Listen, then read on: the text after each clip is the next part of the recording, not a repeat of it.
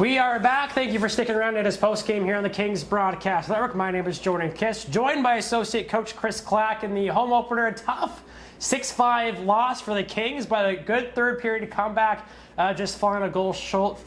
First off, Chris, your first regular season game here in Powell River as a coach. Great crowd on hand. How was that experience on the bench for you tonight? Yeah, it was a good experience, good atmosphere. I thought our fans brought it all night. It was a little too late for us in the third there, but I thought the guys battled right to the end. And another game where we get down 3 goals, and then we get a little bit more urgency, and we know we can play. But we gotta start that a little bit earlier there. So, again, good atmosphere tonight. I know the bench was going, and we were feeding off your guys' energy. So it was awesome. Yeah, well, it was a good start for the Kings here. You outchanced the Grizzlies early on, but it was Victoria getting the opening goal. Yeah, I thought we had all the opportunities in the world there in the first period to get the first one, and we haven't played with the lead yet. So it's crucial and it's important for us to get the first one tomorrow. We had some really good chances in the first there. Their goalie made a few really good saves. One bounce one way or the other, and it could be different there. So. Well, you guys managed to tie it up, Christian Morrow, and that first goal I think must have felt good after getting shut out in those 2 preseason games here at home, didn't it? Absolutely, yeah. It was nice to see the fans for the fans to see a goal there. One leads to the next. Floodgates open there a little bit. One guy scores, the guy next to him says, I can do this too. So it feeds off the momentum on the bench there, and one guy feeds off the next guy, and we get the momentum going. We keep rolling, and we got to do that. We got to do that from the beginning tomorrow. So. Well, it seemed like the momentum was on your side, but then you go later on that third period. Grizzlies capitalize on a power play goal, then 30 seconds later they score again, and all of a sudden it's 3-1. Yeah, a few miscues on our PK there. Just not talking, not communicating. You guys got to do a better job at that. Once we recognize which power play they're going with, then guys on the ice have to communicate. We can't always yell from the bench, but just a few miscommunications there, and it's in the back of our net. And that third goal, I think that's a tough one there. Like, just can't hold to the blue line, but then just the one-timer on a breakaway, right? Yeah. That one. Yeah, the breakaway. Yeah. Okay, yeah. Tough bounce there again. Hard for a D to hold the line and also get back, but we just have to have better awareness and get back there and stay above the puck.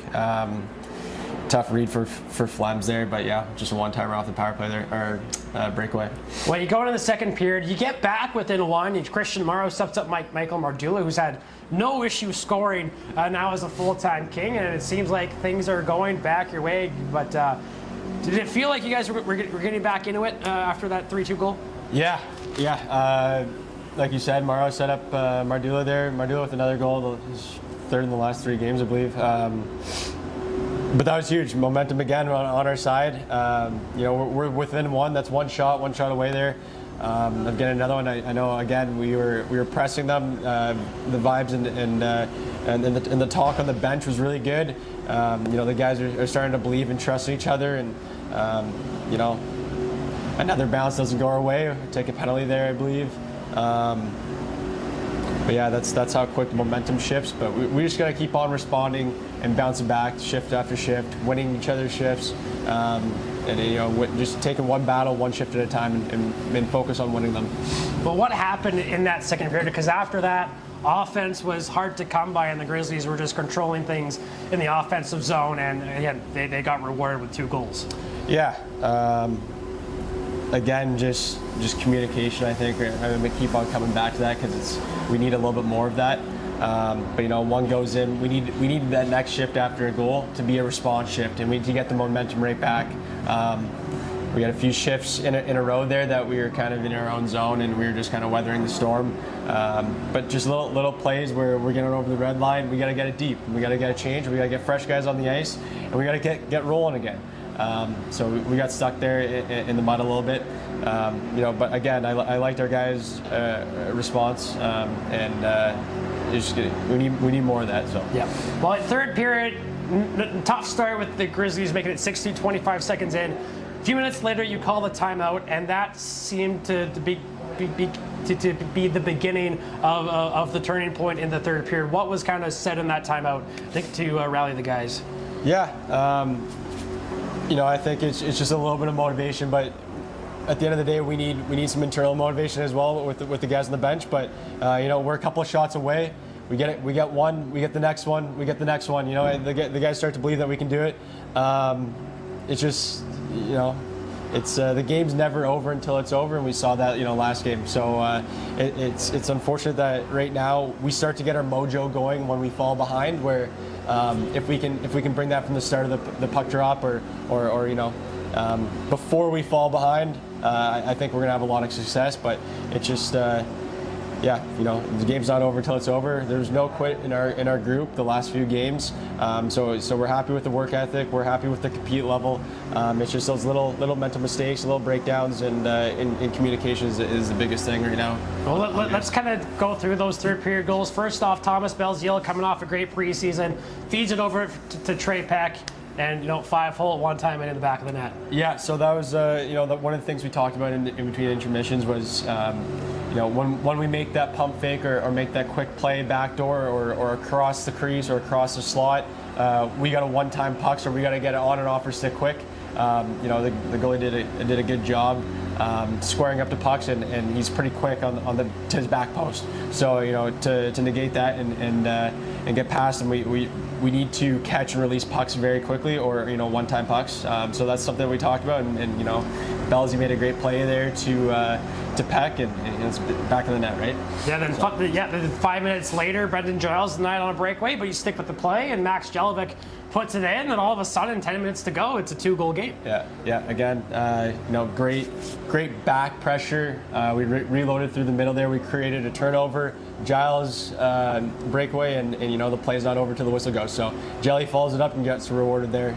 Just an overall great back check and great transition into which led to that goal. And then lastly, just about a minute 45 left, 4-on-4, Calvin Beard, 2-assist game for him, drives to the net, sets something up. Grizzlies follow him in the corner, both went there wide open, and finishes it off. And again, it's a 1-goal game there. Yeah, I thought Beardo had a pretty good game tonight. He blocked a lot of shots. He's selling out for the guys. Drives wide, keeps his feet moving there, draws 2 guys to him, and both just rewarded for going to the net hard and getting those hard areas. Right, that's where most of the goals are being scored. So normally when you go there, you get rewarded, which was nice to see.